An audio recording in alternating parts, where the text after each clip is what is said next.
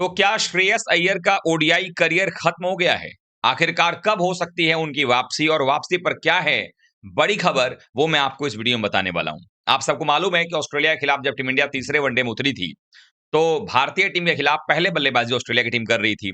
और एक समय ऐसा भी था जब 33 ओवर के आसपास में स्कोर ऑस्ट्रेलिया का 183 रन था 3 विकेटों के नुकसान पर। बचे हुए 17 ओवर्स में ऐसा लग रहा था कि ऑस्ट्रेलिया आराम से 125 या 150 के आसपास स्कोर पहुंचा सकती है और जोड़ सकती है। मतलब ये होता कि 310 315 तक तो आराम से ऑस्ट्रेलिया पहुंच जाता। और उसके बाद जब भारतीय टीम को चेस करने उतरना होता, वो जो 325 के आसपास का प्रेशर होता, वो टीम इंडिया पर माउंट कर जाता। टीम इंडिया के लिए मुश्किलें बढ़ सकती थी, क्योंकि भारतीय टीम के बारे में आपको ये भी मालूम था कि विराट कोहली 2 मैच में डक पर आउट हुए थे, तो वो भी प्रेशर आ जाता।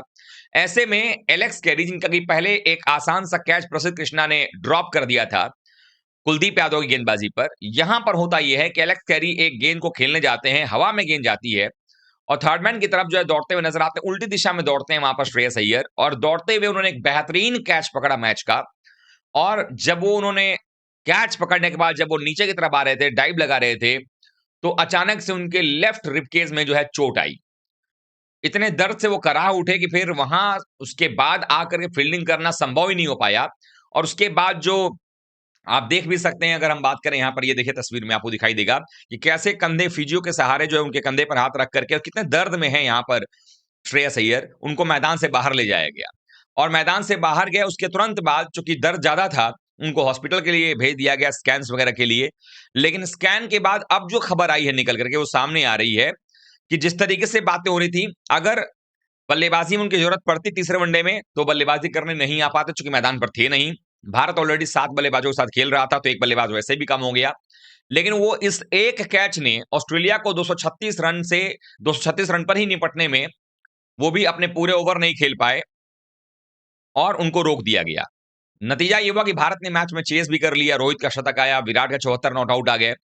लेकिन जब श्रेयस अय्यर के बारे में पता किया, तो पता ये चला कि उनको चोट इतनी ज्यादा थी कि हॉस्पिटल में गए थे। और अब जो खबर है वो ये है कि श्रेयस अय्यर 3 सप्ताह के लिए कम से कम बाहर हो गए हैं।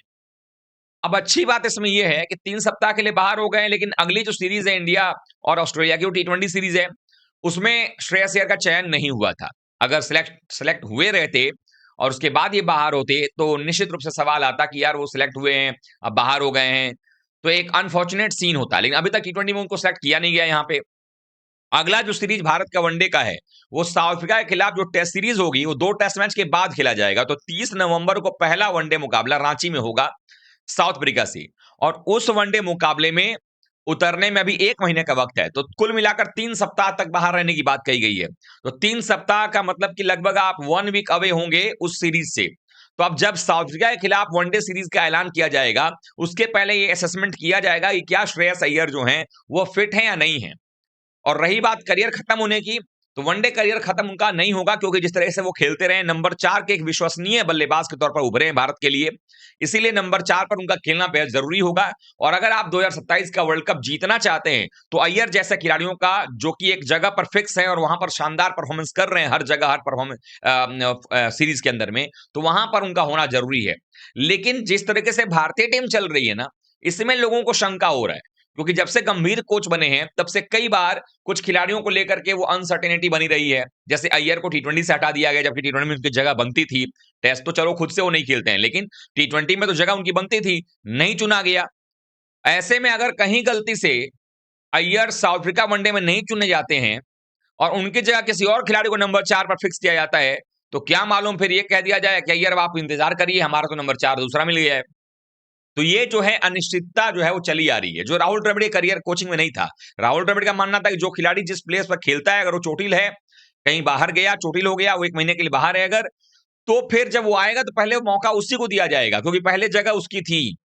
भले ही उस नंबर पर कोई नया प्लेयर आकर के रन बना जाएगा। तो ये जो एक सोच थी वो राहुल द्रविड़ की थी, लेकिन गंभीर की सोच अलग है, तुम गए तो कोई और आएगा, वो सेट कर लेगा जगह।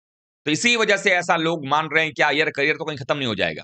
लेकिन मेरा मानिए, अय्यर करियर खत्म नहीं होगा, चूंकि वो एक अलग तरीके के प्लेयर हैं और नंबर 4 उन्होंने अपना स्पॉट जो है वो सील करके रखा हुआ है। आप लोग क्या सोचते हैं अय्यर के चोट के बारे में? कमेंट करिएगा। Thank you so much.